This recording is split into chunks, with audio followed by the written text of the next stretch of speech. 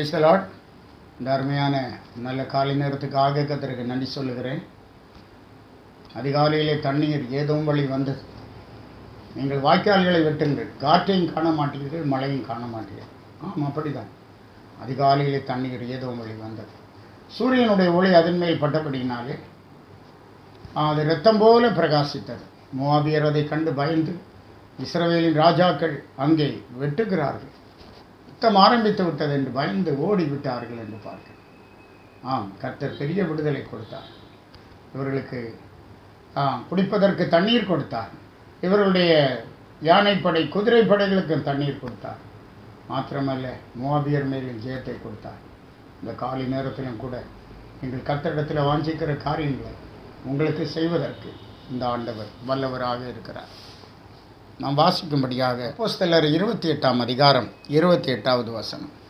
ஆதலால் தேவனுடைய இரட்சிப்பு புறஜாதியாருக்கு அனுப்பப்பட்டிருக்கிறது என்றும் அவர்கள் அதற்கு செவி கொடுப்பார்கள் என்றும் உங்களுக்கு தெரிந்திருக்க கடவுது. அப்போஸ்தலனாகிய பவுல்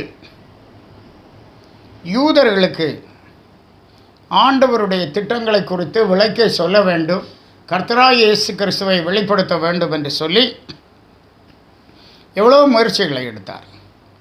அவர்களை அழைத்து தேவனுடைய ராஜ்யத்தை குறித்து சாட்சி கொடுத்து விஸ்தரித்து அவர்களோடு பேசினார் என்று பார்க்கிறோம். அப்போது அவர்கள் அதை ஏற்றுக்கொள்வது போல இல்லை. அப்போது பவுல் அவர்களை எச்சரித்தார்.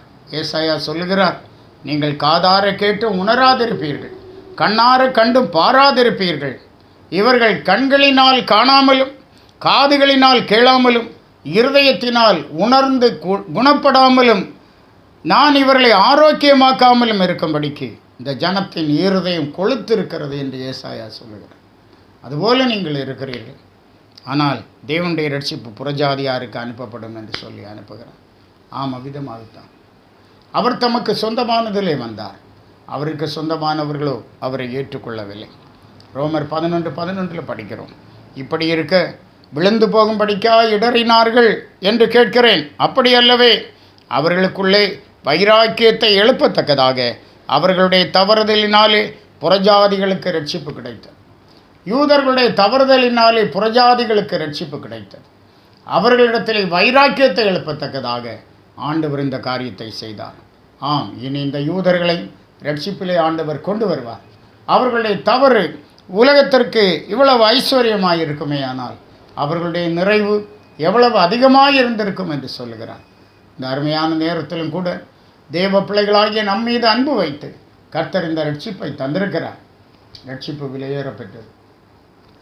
ரட்சிப்பு விலை மதிக்க முடியாதது. இந்த ரட்சிப்பை காத்துக்கொள்வோம், தேவனுக்கு உண்மையாக இருப்போம். இந்த ரட்சிப்பு தான் நம்மை பரலோக ராஜ்யத்திலே கொண்டு போய் சேர்க்கும். இந்த ரட்சிப்புக்காக நமக்கு ஒரு சுதந்திரம் பரத்திலே வைக்கப்பட்டிருக்கிறது. அதை பெற்றுக்கொள்ளும்படி வாஞ்சிப்போம். கர்த்தர் உங்களோடு இருப்பாராக. ஜெபிப்போம். எங்களை நேசித்து வழிநடத்துகிற நல்ல ஆண்டவரை நன்றியோடு துதிக்கிறோம். தகுதி இல்லாதிருந்தும் ஆண்டவர் எங்களை தகுதிப்படுத்தி உம்முடைய அன்பினால் நிரப்பி எங்களை நடத்துகிறேன். இந்த காலை நேரத்தில் உடைய பிள்ளைகளோடு நிறைவான தேவ அன்பு இருக்கட்டும், கிருபை இருக்கட்டும். இவர்களை பலப்படுத்தும், ஆசீர்வதியும். தகுதி இல்லாத இடங்களில் உடைய பிள்ளைகளை தகுதிப்படுத்தி மேன்மைப்படுத்தும், ஆசீர்வதியும். இயேசு மூலம் கேட்கிறோம் பிதாவே. ஆமென். God plus.